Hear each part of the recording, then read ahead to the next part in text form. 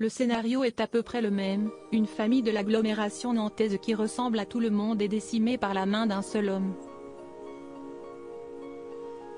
Le quadruple meurtre de la famille Troadec rappelle la terrible affaire du pont de Ligonnès survenue 6 ans plus tôt.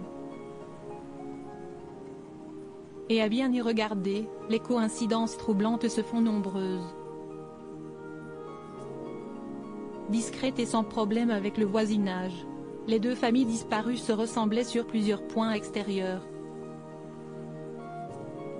L'une habite Orvaux, l'autre Nantes, deux villes séparées par seulement 4 km.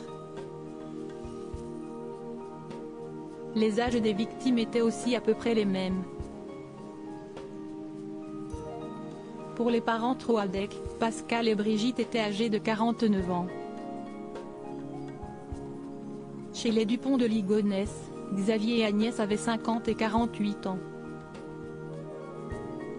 Du côté des enfants, même classe d'âge, Sébastien et Charlotte Troadec avaient 20 et 18 ans. Quant aux aînés nantais, Arthur et Thomas, ils avaient 21 et 18 ans.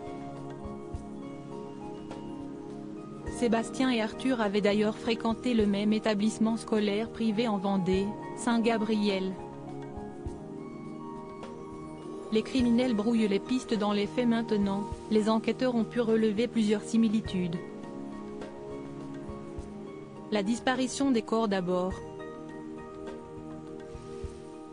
L'auteur des faits s'était donné la peine d'effacer toutes les traces sur la scène du crime. Les mêmes disparitions d'objets sont signalées, notamment les ordinateurs sans leur connectique laissés sur place. Dans les deux cas, une clé d'entrée est retrouvée à l'extérieur, dans la boîte aux lettres chez les Troadec, dans un coffret EDF chez les Dupont de Ligonnès, fait savoir Jean-Michel Laurence, co-auteur d'ouvrages sur les deux affaires, au journal 20 minutes. Les deux criminels avaient aussi tenté de brouiller les pistes en rédigeant des courriers pour l'affaire nantaise ou en déplaçant la voiture d'une des victimes à Saint-Nazaire dans le Cahors-Valtais. Ces confusions mises en place par les meurtriers leur ont permis de gagner 8 à 10 jours sur la police. Un temps précieux pour Xavier Dupont de Ligonnès qui n'a toujours pas été retrouvé par les enquêteurs, à l'inverse d'Hubert Kawissin, rapidement mis en examen.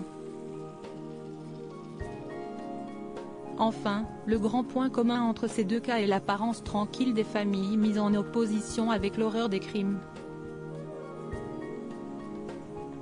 Comme l'affaire Dupont de Ligonnès, l'affaire Troadec est avant tout une tragédie familiale.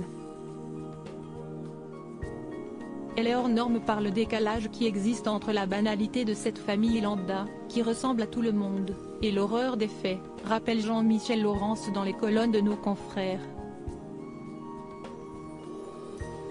Article écrit en collaboration avec 6 médias Crédit Photo, Abaca.